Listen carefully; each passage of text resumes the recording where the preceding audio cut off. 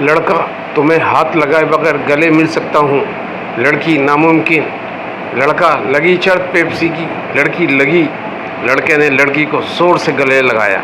लड़की, तुमने मुझे हाथ लगाया। लड़का, तो ला रहा हूँ ना पेप्सी।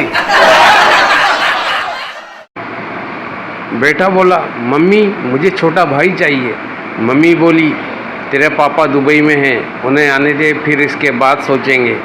बेटा बोला, क्यों ना पापा को सरप्राइज़ दें। मम्मी बोली, चुप हो जा कमीने, तू वैसे भी पापा के लिए सरप्राइज़ है।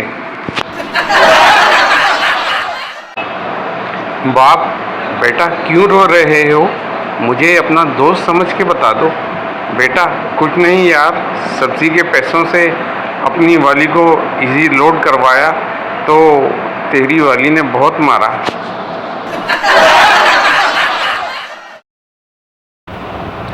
लड़का, भाभी आप रात को कबूतरों को दाना खिलाती हो क्या?